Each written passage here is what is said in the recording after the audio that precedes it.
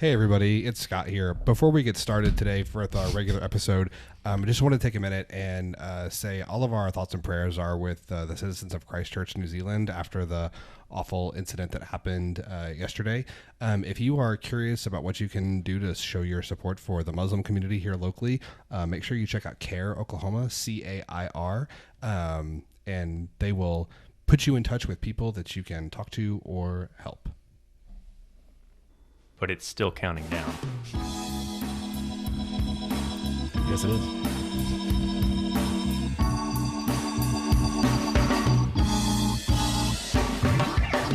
Hey, everybody, and welcome to Let's Pod This. My name is Andy Moore, and I am joined in Studio 430 by Scott Melson at the news desk. What's up, man? Hello, Scott. How are you, sir? You know, the weather's improved, and so I think my mood has improved with it. Today is a dramatic improvement in the weather, I Yes. will say. We're also joined in studio by Trace Savage from NonDoc. Hello, sir. Hi, I'm cold, actually. I don't know what you guys were talking said about. that earlier. It was a little cold outside. For those of you who may be watching this at home, you'll notice that this is the Plaidcast. All three of us are wearing plaid shirts today. That's how we roll. I told Trace he could wear his cowboy hat, and he didn't, which is probably good because I had said that in anticipation that I might have mine with me. We could have a... Do you have a Also, cowboy how do you hat? wear cowboy hats with headphones? These are the challenges that we accept. I do have a cowboy hat. I am wearing plaid. I got called a hipster this week, which You did? yeah, I don't feel like You're is, a coastal elite that just happens to live in Oklahoma. Okay, you keep saying coastal elite, and I don't think that's true. Well, I think you can pull it off. I don't know. I didn't bring a cowboy hat, but I did bring a cigar, and so I'm holding that. It's not lit. I'm just chewing on it here because people tell me it's offensive. So To smoke it or to chew on it? just to be seen with it, and since this is videoed as well. This is what I get for telling you in advance. Yeah, exactly. So Why is it offensive to be seen with a cigar? I don't understand the reasoning. I don't know. It's bad for your health. This was always my dad's viewpoint, actually, is that he liked to be, if he had to be photographed for some magazine or something like that, he always wanted to have a cigar in his hand because he thought it was, people would find it offensive. Interesting. Yeah, That is It's very interesting. Kinky Friedman of you. yeah, there you go. That's a deep cut. Do you know who Kinky Friedman is, Scott? Yeah, I do. I know the name. Why do I? Well, he's a musician from Texas. He ran for governor. That's probably why. 15 Keep Austin weird. That's why. Yeah. Yeah. It was about the time I was in college. Yeah. In Texas, Yeah. actually. So His slogan was "Vote Kinky, why the hell not?" All right. Well, in this episode, That takes us right to politics. that's right. doesn't it? Yeah, There you go. Well, it was a good segue. He was it's funny. somewhat a politician. Can we cheers I mean, this? it's not really funny. The first. Get it close to the microphone. Oh, There we go. right in my face. It's like you guys don't The know we're recording. It's the first campaign I ever volunteered for was a Texas gubernatorial race. Who was it? Ann Richards? Tony Sanchez. Tony Sanchez. All right. What year was that? This would have been in the fall of 2002. Interesting. I met G.W. Bush when he was governor down there at a True Love Waits convention on the grounds of the state capitol. Is this Scotch? Of course, it is not Scotch. It's like Is it millet? It's Japanese. Like it's Is the it what's Japanese the grain? version Is of- it millet? we don't know. I We just don't looked. know. Oh man. Are you like not a Do you have fan? an allergy? No, I drank millet one night, and I woke up the next day, and I felt like a part of me had died inside. If you tell me you can't have gluten, I'm going to cut you. I can have gluten. I eat a lot of gluten. I just ate some gluten. Just raw gluten. I went to Ingrid's. I had a Ooh. meatloaf sandwich. That is a lot of gluten. That's also, I haven't been to Ingrid's in a long time. I need Yeah. to go. Sloppy Joe, sloppy Joe. So in this episode, we're going to just chat about what happened this week in the OK legislature for about 10 minutes, and then we're going to phone Mr. Joe Hight on the phone. Joe is the president of Freedom of Information Oklahoma, which is the nonprofit that kind of promotes and advocates for transparency in government. Many of our listeners know I'm also the executive director over there. So again, this week, this is a Sunshine Week. We kind of referenced it last week, but we're going to talk more about it. And that's also part of why we have a journalist here with us in studio. I'm glad you didn't tell me that I'm supposed to talk about that, but it sounds good. I'll give it my best. That's right. Well, And we just It just also make gives up. us credibility. or something. Or the real journalist The here. cigar lends the credibility. I think. Yeah, you see, I got a cigar. So, Trace, before we started recording, There's nothing like there's nothing like this. No, I'm trying to do W.C. Fields. Oh, There's yes. nothing like the sound of little feet in the house. I love a midget butler. Oh. Is that allowed? Is that? There goes our credibility. Oh right man! there. All right, there you go. It's a pure W.C. Fields joke. It is. On another note, before we started recording, Trace, you were telling me about the bill that you feel is the most interesting one that's been maybe heard so far, and I think we talked about it a couple of weeks ago, but tell us a little bit more. Yeah, well, I don't know that it passed this week, but the days are all running together. But it did make it out of the House. It's House Bill 1404. It's a bill that has support from the Speaker of the House. It would institute a new county option for a tax on the production of aggregates. And aggregates, for those of you who are not in the construction industries, include sand, gravel, other rock, things like that. Dirt. There you go. And so Often used for the making of cement. there you go. And so in the process of, I wrote a story about this a few weeks ago, and in the process I learned that roughly speaking, to make 1 cubic yard of concrete, it takes about 1 ton of gravel, rock, and it takes 0.7 tons of sand for 1 cubic yard of concrete. Right. And so there are about 75 to 100 cubic yards of concrete in the construction of a new house. And so there's some concern that if this bill passes, counties would have the opportunity to vote to institute this tax. Now, here in Oklahoma County, I don't believe there's any real major production of aggregate. In certain counties, Johnston County, down in Tishomingo, other county, Murray County, other counties in southern Oklahoma, there's an enormous amount of aggregate produced. I think it's something like 80 million tons a year. We're one of the bigger states in the country, right, for aggregate. Well, certainly in the region, and I don't know about the country as a whole, but certainly southern Oklahoma's proximity to Texas, where I don't know if you're aware of this, but they like to pave things down there, right? And build things. I've been to Houston. Yeah. Hashtag sprawl. I've seen that. Yeah. Houston means that I'm one day closer to you. Nice. There you go. All right, so that's some Scott, George Strait deep cuts. Yeah. So speaking of Texas, yeah, Scott, before you arrived, Trace was regaling us with his theme song he wrote for Joe Dorman's gubernatorial campaign in 2014. Yeah, then maybe I can end with that. Yeah, we're gonna have to. that'll be our replay. Back to House Bill 1404. The reason, so it's interesting for a couple of reasons. A, it would be a tax measure. Now it's only a 51 vote measure in the House, simple majority, because it doesn't institute a new tax. It just authorizes a new tax at the county level, right? So then 3 county commissioners in a county could vote, or 2 of them could do it, to put this to a public vote in the county, or the citizens of the county could have a petition initiative, and I think it's 5% of the registered voters in the county. Yeah. They could call up for an election for this. The money would be required to be used for construction of roads and bridges, because part of the concern in places where there's major aggregate production is you have tons of trucks, running over roads. And that currently there's no tax on mining in the state of Oklahoma, which is an interesting thing when you think about it, because the argument that Representative J.J. Humphrey and others who support this measure would make is that, well, we have a gross production tax on the production of oil and gas. Why do we not have this? A finite resource. It's not renewable. That they would say the same thing about rock, sand, all those sorts of things. The other interesting part is the main person, other than J.J. Humphrey, who I quoted as using the word bumfuzzled. It's the second bumfuzzled in a story I've ever had, so that's pretty good. And then he used the phrase monkey stomp. We talked about that. Now, which fortunately does not have racial connotations. I was really actually kind of concerned about that. I think everybody was like, oh gosh. Yeah. But the other main person who supports this legislation is, do you have a guess, Scott? It is the Speaker of the House. There you go. It's the Speaker of the House, Charles McCall, House District 22, Atoka County.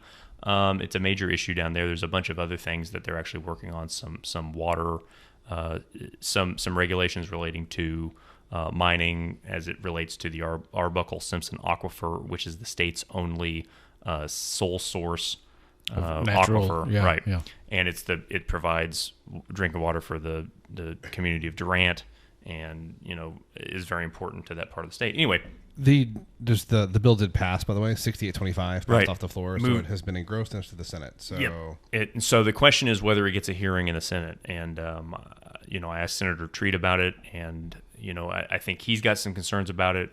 The state chamber has it listed on their job killers bill. Certainly DeLisi and companies like that are concerned about it, as it would potentially, in their view, make Oklahoma aggregates less profitable, if you will, or less economically viable for the jobs that they produce, which are important jobs certainly in those communities. So that's interesting. But the main thing that I know we're going to take up the whole 10 minutes here with this.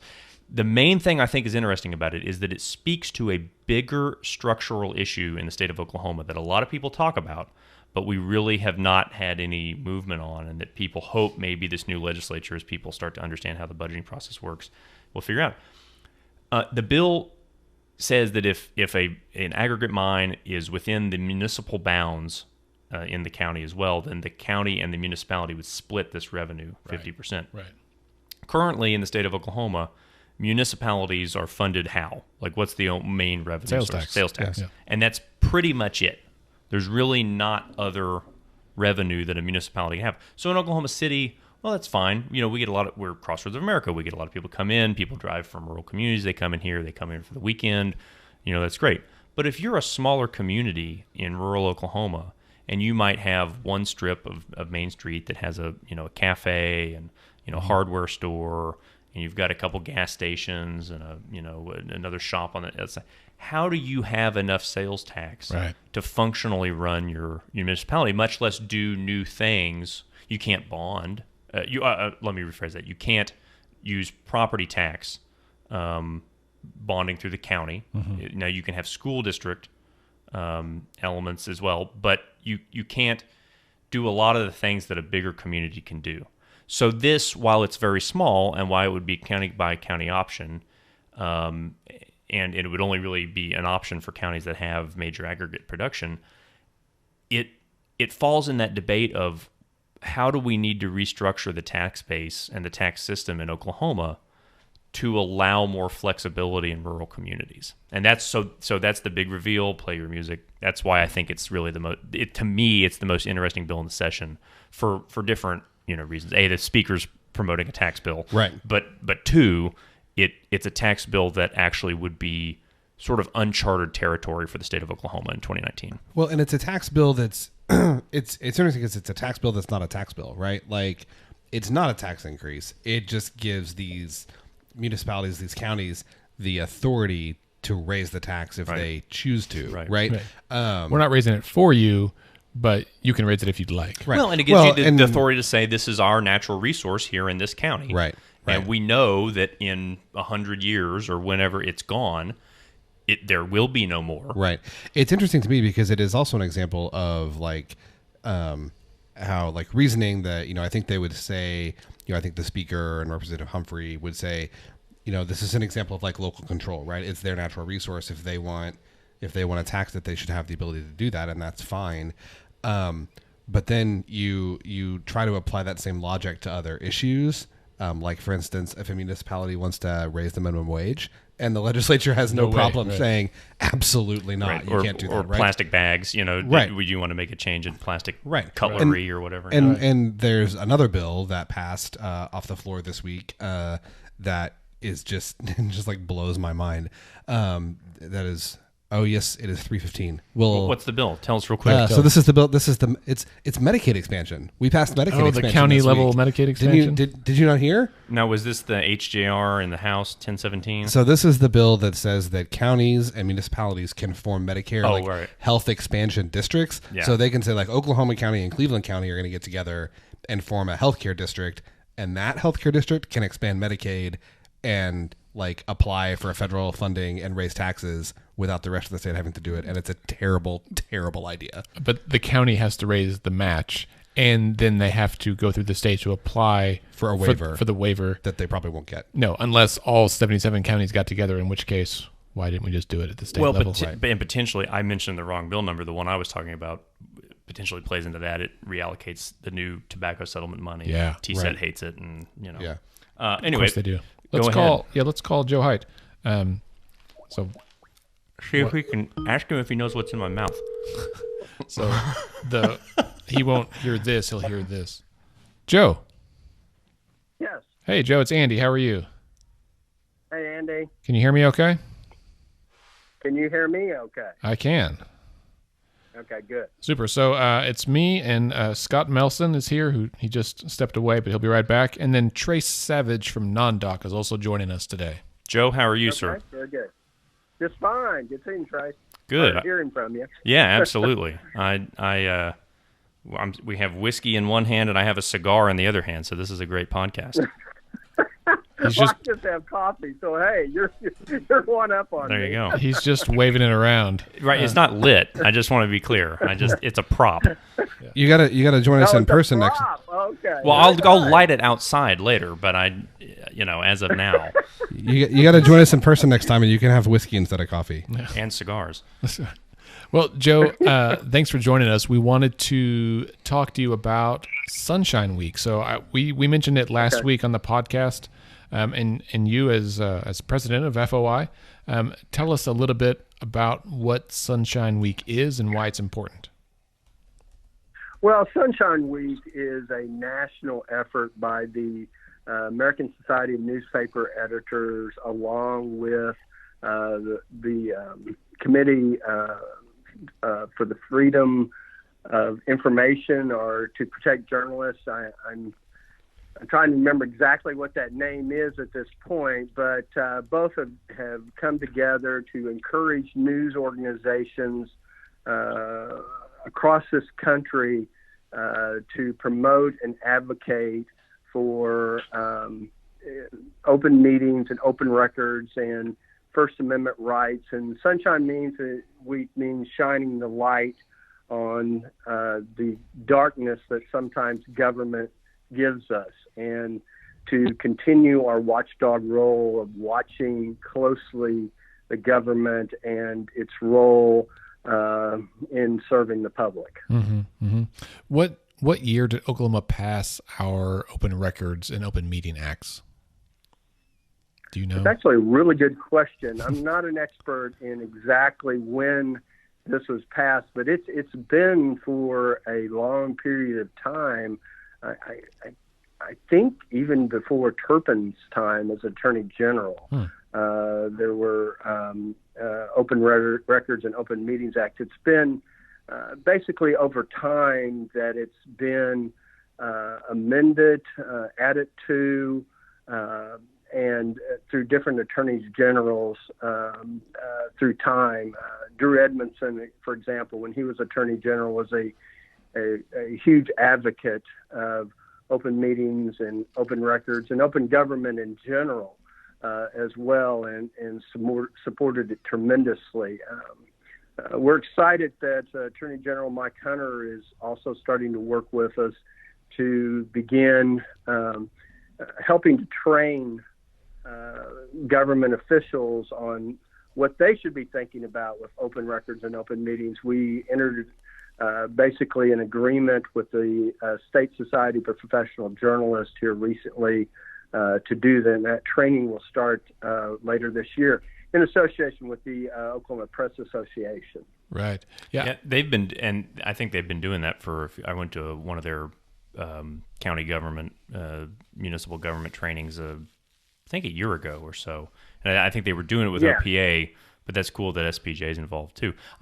Joe, if I can put you on the spot, I have I've been telling people this for a little while, and I'll since Andy and you are here, I'll give you a small tweak to the Open Records Act that I think would be valuable at certain points. And I really encountered it when for a project that we actually never got completed because we kept getting stonewalled by different school districts. We put in a request with about 35 school districts in the metro area for the bond advisement contracts that they'd had for the last 10 years. So basically, when a district proposes a school bond, there's about there's two companies, and then there's a state entity that they can contract with to do all of the paperwork and all of everything that needs to be done for that. So we put in a request for all these contracts, and some school districts sent them back. Several school districts just either ignored the requests in general or attempted to require us to pay copying fees, as is allowed under the Open Records Act, of up to I think it's authorized either 25 or 50 cents a page. You guys may know better than me, but they tried to make us pay these fees. Well, we're talking about 120 page document maybe or something like that, and they might have 5 of them. And so some of these were, here's, you pay $75, you can get this information, pay $100, you can get this information, whatever it is.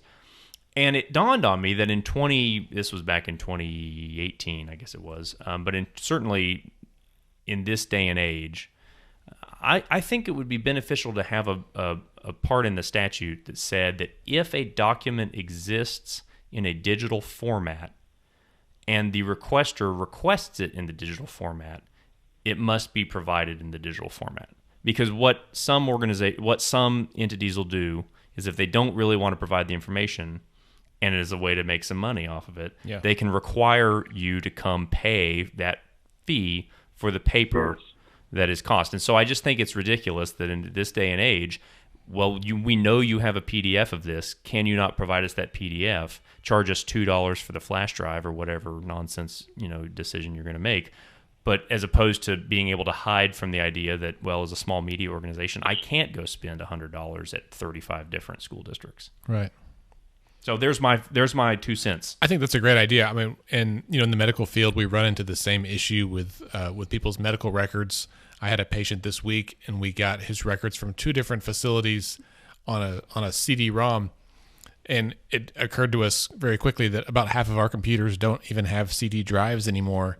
And so now we have to, I'm afraid we're going to have to print them out so that we can then scan them in, because our system is a little antiquated. But I was like, there has got to be a better way in this day and age where I can share documents with people across the globe very easily. Surely we can exchange documents between state agencies. In fact, the records were coming from DOC, so it was a state agency, that we could share them more easily. And I think those kind of common sense tweaks to the law would make the state effectively more transparent. You mean after a decade we haven't reached Tier 3 meaningful use in indeed electronic medical records? I'm shocked. Well, and it's no, we haven't, and I think you're exactly right. I think we're in a technology age, and yet we're still at the point where we can't provide digital records. It seems to me that, I think, with the governor, what the governor said, he wants to be more transparent, and he is a business owner himself, and obviously is attuned to the technology of today, and certainly I would hope that would be something he would support. Right. I think something that's going to be really interesting, and I don't want to tip my hand too much here, but published a story today on the new budget office, essentially, that both the House and Senate Republican leadership want to pursue, and they're both moving their own versions of bills, and we'll see what ultimately gets done. I think a deal gets done on it. But it would create this new budget office under the Legislative Services Bureau, and they would have subpoena power and would even have the ability to request quote-unquote confidential agency documents so that they could try to get a handle on the finances of these state agencies and everything. And as a result, it would not be that the new budget office would not be covered under the Open Records Act, which is fine for me. I mean, I don't mind that. But what I think will be interesting is it open a new ability for me to go to each individual agency and say, I would like a copy of every document you provided to the new budget office. So that'll be kind of an interesting deal. I have an issue with that. I didn't see the clause that would exempt them from. Well, just because it would be under the legislature. Well, I have an issue with that. As Trace and I have discussed talked about that. Yeah. We have slightly different opinions, and so we could go down that road if you want. But so you're Trace. You're cool with the legislature being exempt from open records. That's interesting.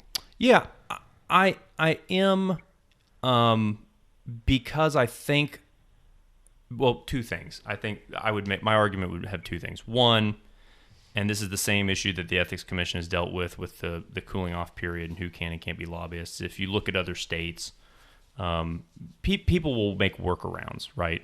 People just won't text anymore. They'll just only call. People will, people who have the big staff and power and everything like that will find a way around those sorts of things. But then I think if we just sort of give a blanket, lawmakers are totally covered under the Open Records Act. I think there's two potential unintended consequences. One of them is very personal. One of them is it would really limit my ability to do some of the things I'm able to do if all of my communications with members of the legislature in all parties were now suddenly could be open records, right? Because it's not just media that get to request records; it's the public, Right. Sure, it's anybody political can, right. consultants, Yeah. it's other members of the legislature, right? So let's say a lawmaker gives me a tip on something that's happening internally in a caucus, which happens a fair amount of times, right? Now suddenly all the communications that lawmaker, suddenly somebody, if they wanted to, could request any communications sent to all of my emails, my cell phone number, anything like that, to try to ferret out who was the source, who was the leak on this, right? They could do that even though you're not a member of the legislature. Correct, because my outgoing communications as a state employee, let's just imagine I'm a state employee, or let's Right. imagine I'm a legislator. Sure. All of my communications with anyone related to my job would be public records under the Open Records Act. Even if it's like a text that you sent Correct. from your personal cell phone, Correct. you're not using state resources. Correct. Even if it's in the furtherance of your duty, then it's a public record, which is good, right? Because that was the Fallon administration had a big problem. They were trying to move around. Don Arms had that whole deal where, well, it's my private cell phone, so I shouldn't. I think Edmondson was the attorney general who made the big ruling back in 2008 or 2007, something like that, which was that if it's in the furtherance of your job, it doesn't matter which number you use. It doesn't matter which email address you use if it's about your job. So then at that point, extrapolate that further. A lawmaker's job then would mean any communication with anybody in their district and conceivably out of their district. Yeah, but I think I'm going to interrupt you on purpose because I feel like that is that's assuming that the law would be passed to include everything. I think there are ways to craft the law that would have specific exclusions. Like no one wants to expose like individual constituents' private information about their brother-in-law's criminal history or medical history, those kind of things. I think and those carve-outs exist in open records laws across the country already. Well, yeah, but I think that Joe would probably, and Joe, I'll let you chime in here after I say this, but the carve-outs in open records laws are actually sometimes the most obfuscating component of the Open Records Act. Is Obfuscatory? Obfuscatory? Yes. Yeah. Anyway, Yeah. So Joe, go ahead and get that's why I think it needs to be delicate.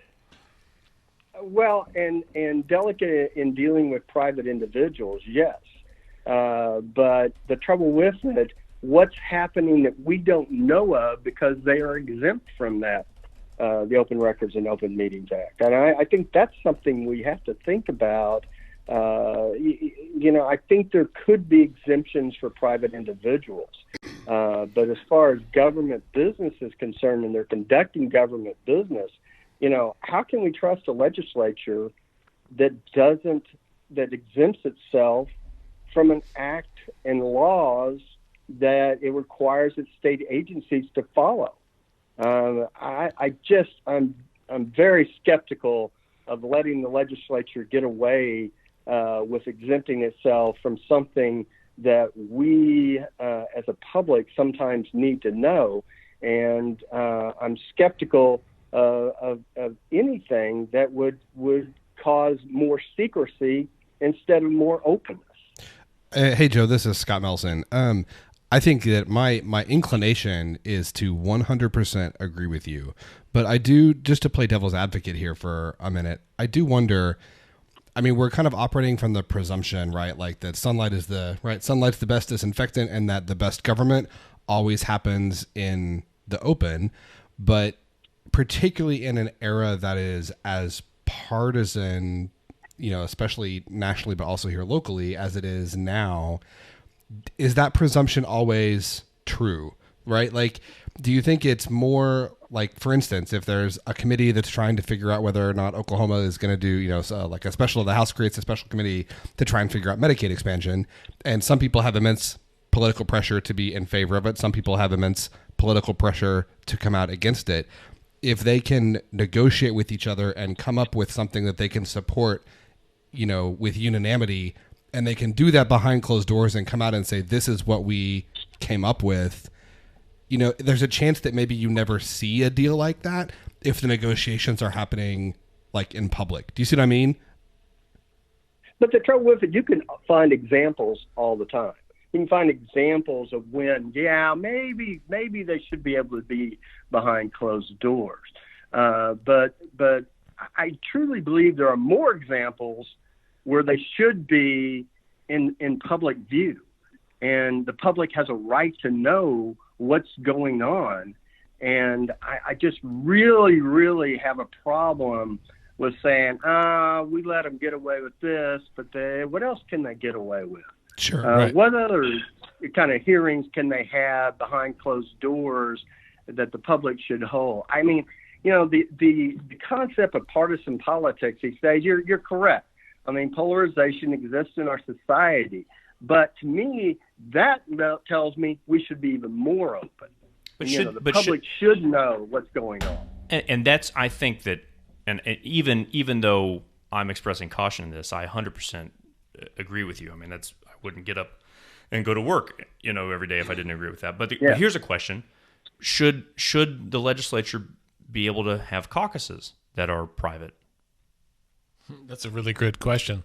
That's a good question, because if they were subject to the Open Meetings Act under just the blanket authority that other agencies are, they wouldn't be able to have a private caucus like that. Right. Joe, do you know in other states that have more rigorous Open Meeting Act rules, are caucuses exempt, or are those subject to the No, law? I don't have any knowledge of that. We did a study on, actually, John Wood, who's on our board at FOI Oklahoma, did an extensive study on that. So he probably would have more knowledge of that. He's a professor at the University of Central Oklahoma, who has a lot of background. I know that Missouri last year passed a new law that removed that exemption, the new Sunshine Law as well. I don't think a lot of states exempt their legislatures or don't exempt their legislatures. Do you know, Andy? I don't know. I'm tweeting at Joey Senate right now as well, because I feel like he probably has an idea about this. Loop him in on the phone. Anyway.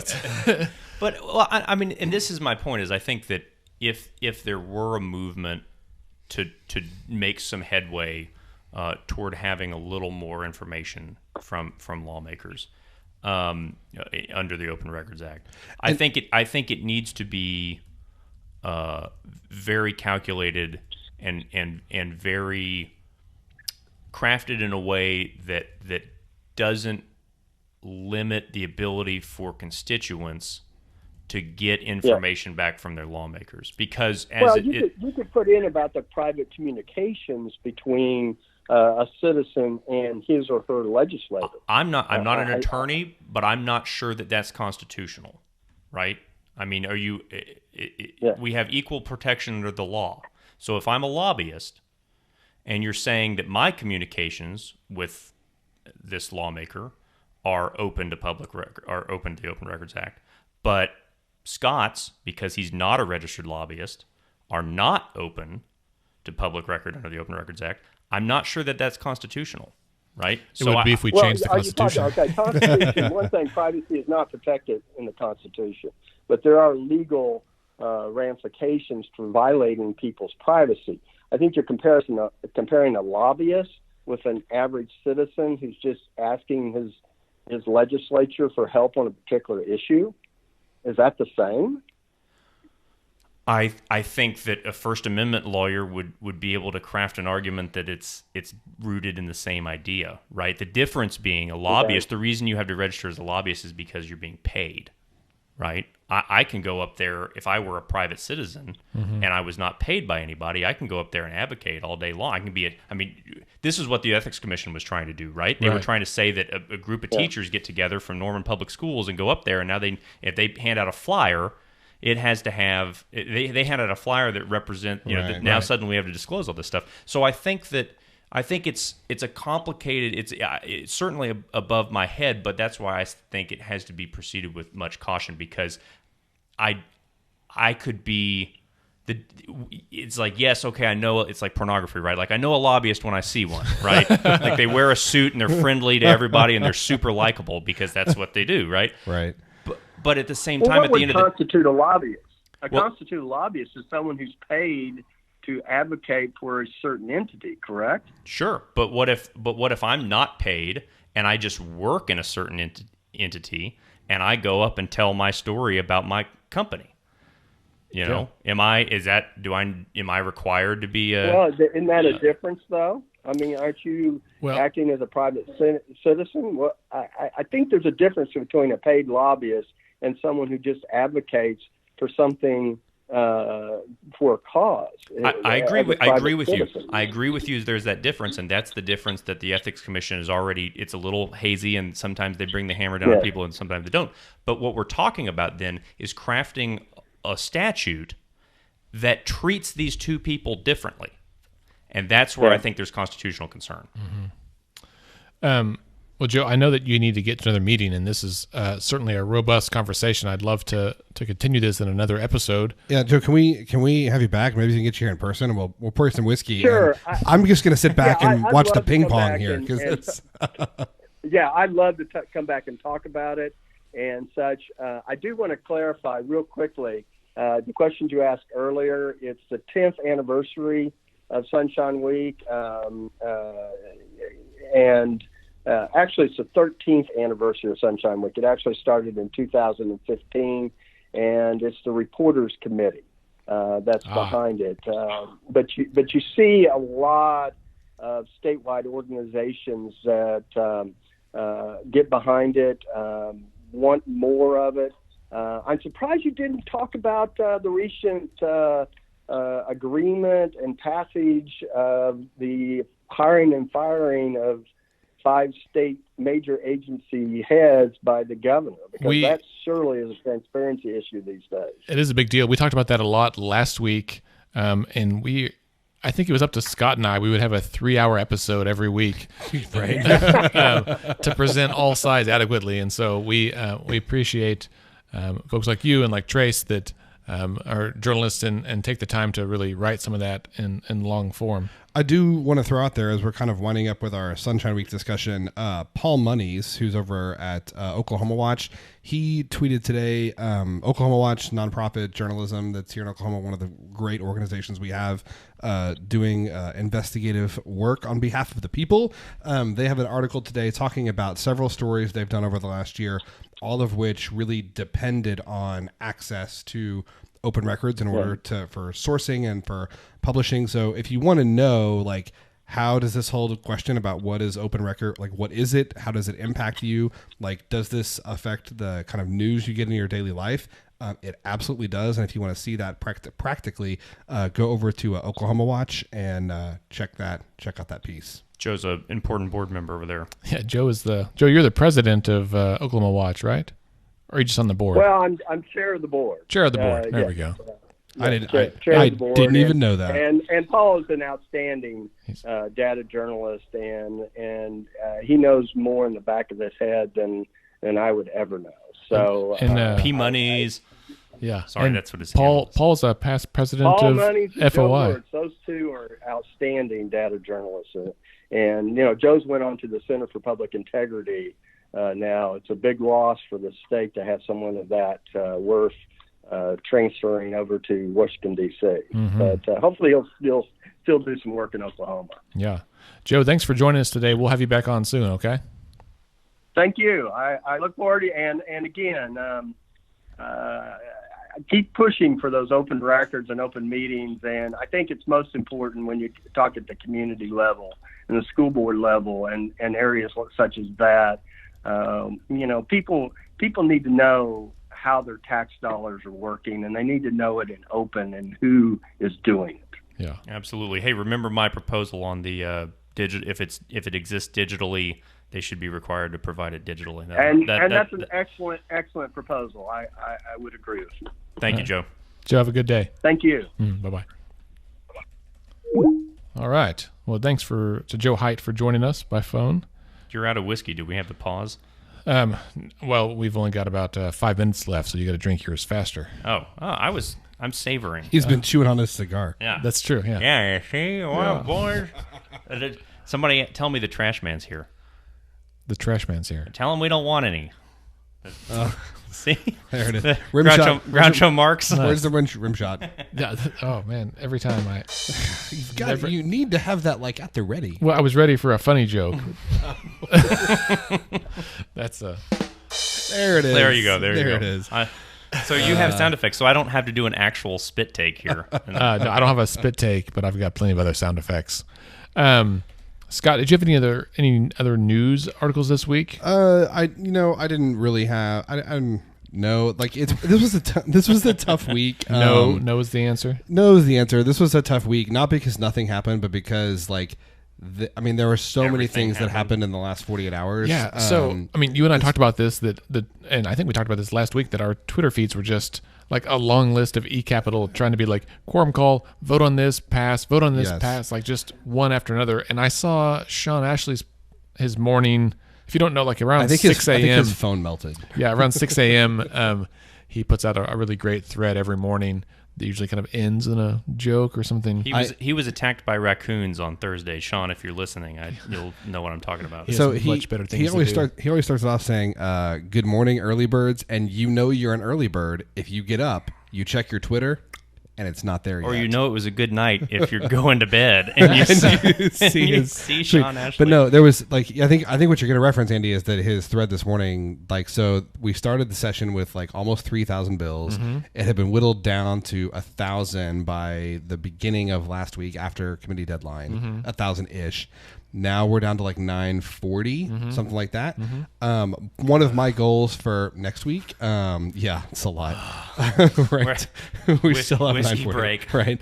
One of my goals for next week is there were several things that happened of consequence this week. My hope is that next week we can spend some time kind of delving into those more specifically. Once we've learned a little bit more. One of the things that happens in deadline week is there's so much stuff going on. They're passing 60 and 70 bills a day, probably, maybe 20% of them have title on, so 80% of them don't matter, and it takes time to kind of go through and see what still has title, what are the bills that are of consequence, kind of where are they heading. Fortunately for us and anyone who follows us closely, it looks like next week is going to be pretty light.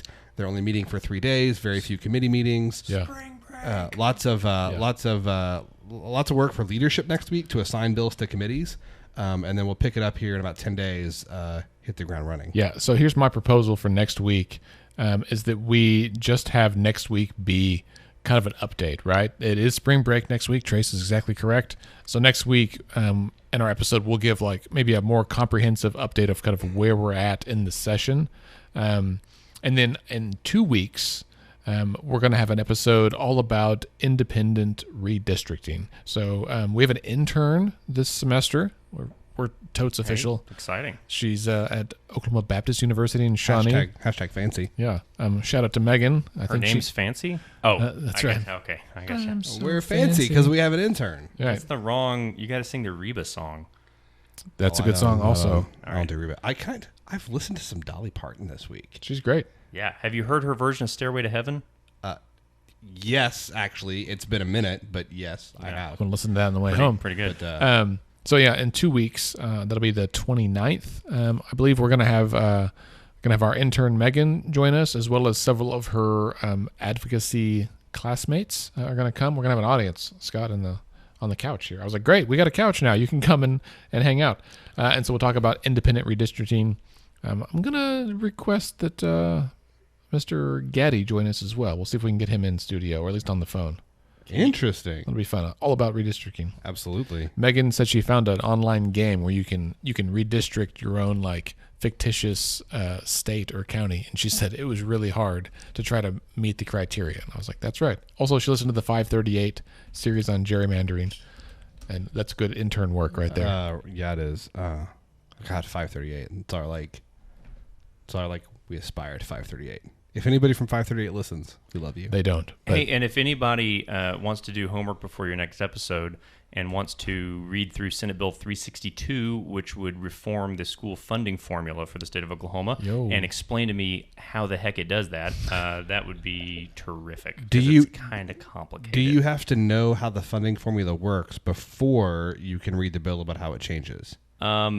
It would probably help, because but I think you can. Because if you do, I can tell you, I am not the person to read the bill. There you go. Yeah. You said Senate Bill 362? 362. There you go. Senator Stanislawski. I actually plan to go talk to him Monday and try to get a little more into it, but it was brain-meltingly confusing. You guys want an update from the Missouri State Legislature? Do I? We'll end on this note. Go ahead. There's a lawmaker in Missouri has proposed a bill that would require everyone who lives in Missouri who is over the age of 18 to purchase and own an AR-15. But it's okay because you get a tax credit for the purchase price. So, Do you get an exemption can you file for an exemption? I haven't read the bill text, but that's a great question. That's pretty good. What if you buy 2 or 3? Is it just one, or can I get a credit for several? Oh God, I don't know. I've got 8 children. They all need firearms as well. Yeah, but they gotta be over 18. There's something about carrying this giant cigar around that makes me feel less like I need to compensate for anything. So maybe we should just ship him a box of a box of Cubans. We could nip this in the bud. Yeah. And with that, limitada. With that, let's say thank you so much to Trey Savage from NonDoc. If you guys don't read NonDoc, make sure you get over there and check it out. If you don't subscribe and support them, make sure you do that too. Another great example of independent local journalism, who is certainly one of the ways we stay informed with what's happening all around the city, and certainly in 23rd and Lincoln. That's very true. Thanks for being here, Trace. Gentlemen, thank you very much. Thanks to Joe Hight for joining us by phone earlier. Scott, thank you. Always. Yeah. My name is Andy Moore. Don't forget to rate and subscribe to Let's Pod This on Apple Podcasts and Spotify and anywhere else you can rate or subscribe. We would appreciate it. Tell your friends. Also, very important, on May 4th, we're having an adult prom at 21C Museum Hotel here in Oklahoma City. It is at letsfixthisok.org/prom. We would love to have you there. This is our spring fundraiser. This is hopefully going to be our annual fundraiser, kind of a big deal.